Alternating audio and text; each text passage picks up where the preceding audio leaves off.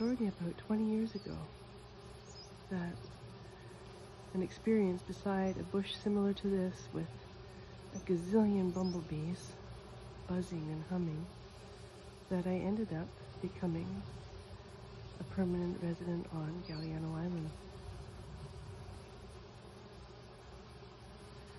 A serendipitous meeting with a friend after leaving a doctor's office who invited me here to Galliano. He was writing a book, and he said he had an extra room for anybody and all of his friends to come to Galliano. I was about to go back east to be with my grandma in her last days, and so I said, oh, when I come back I would love to. And what this person didn't know is they didn't know how much I loved Galliano. I used to come here for day trips to go kayaking, have a little picnic on the beach, play my flute.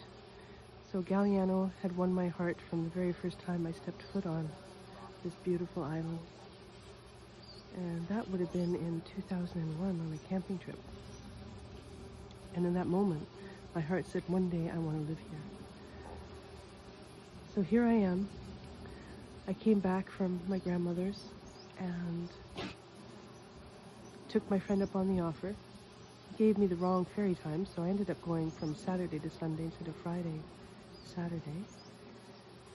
And on the final morning, after I had done my kayaking the day before and did my prayers for my grandmother with the flute that she gave me on the waters, and so the day came to leave, and I was rushing because I'd slept in a little bit. But then a feeling said, go outside and play your flute. And I'm like, yeah, no, I don't have time. I gotta go.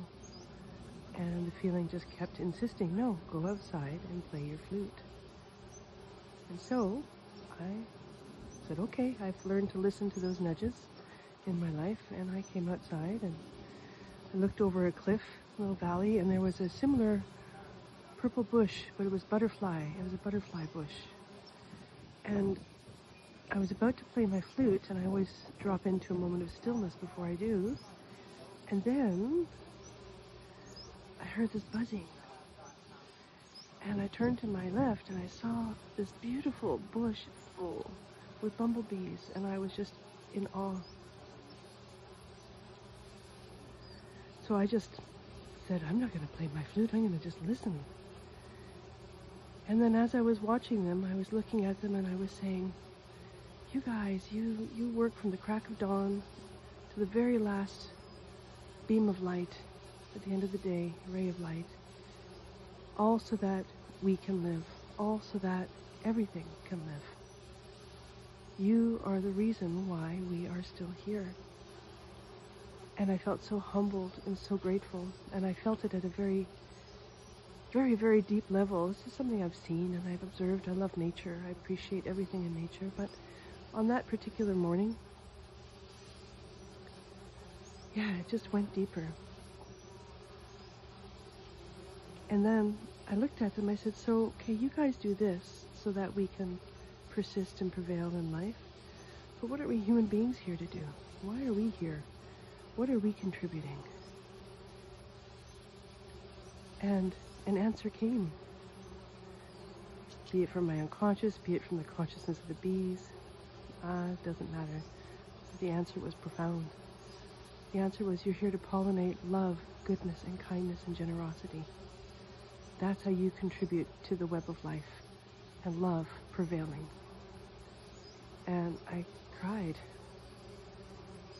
And then I picked up my flute. I said, wow. I said, thank you. And then I played my flute with them for like maybe a half a minute.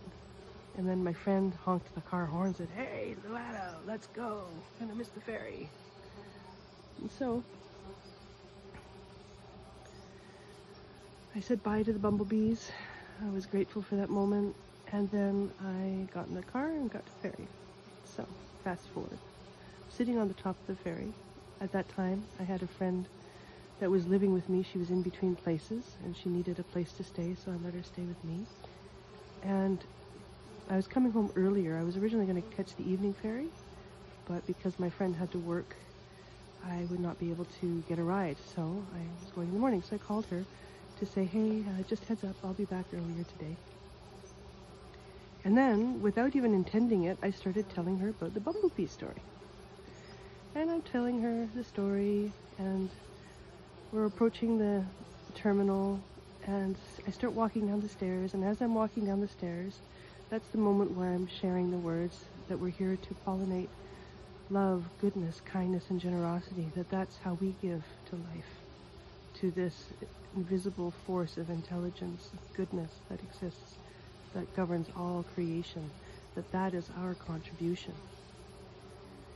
And as I was saying those words, there'd been a woman standing in the corner, long black hair, and at that time I didn't quite fully trust my empathic nature, but I literally felt as if like she just sucked those words out of the air into her, like they were nourishing her. But I said to myself, maybe so, maybe no. And then I'm standing and I'm waiting to exit the ferry. I'm looking out at the water over my left shoulder. And then I felt somebody stand beside me, so I turned to my side, and it was this woman with her suitcase. And she looked me square in the eye, and she said, thank you. I needed to hear those words today. And I just got the goosebumps. I was like, whoa. I said, oh my goodness, that's amazing. Thank you for letting me know. And then we started talking. And it turned out that she was the manager at the spa of the hotel on the island. And she hired me on the spot. I started working the next weekend. So that's how I got to start being on Galliano Moor, the bumblebees. And then there was such success with my work that then the owner wanted me to be there full time. And so I did part-time weekends for about a year and a half, and then I decided to come full time. All because of these bumblebees. So never underestimate the small moments in your life. You have no idea where they can lead. And ultimately, that moment led me to living the life of my dreams in my dream retreat center. That I have no idea how this could have happened. It didn't happen with a 5-year plan. It didn't happen with strategy. It didn't even happen with money, because there was a goodness of the former owners here that they loved my husband and I so much. They saw our souls so clearly that they decided to let us buy this beautiful place by direct mortgage. Look at this beautiful home. It's like nothing else you've ever seen. So this morning I came outside with my beautiful pono, and I heard the bees, and I just sat there and I thought, I'm going to record this, and I'm just going to make this a little story, because this is an important story. Sometimes we have no idea how the dreams we have can actually come true. It seems hopeless, it seems impossible. But what life has shown me, and look at my dream puppy, oh, where did he go? Life has shown me that it's not about strategies, although of course that plays a role, but it's about the heart. It's about the soul.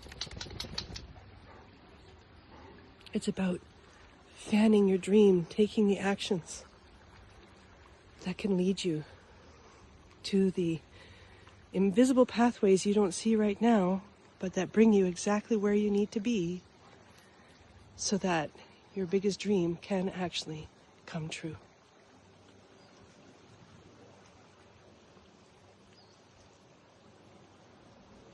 So never give up. Never quit. Never lose hope. Because your dream is alive in you, because it's possible.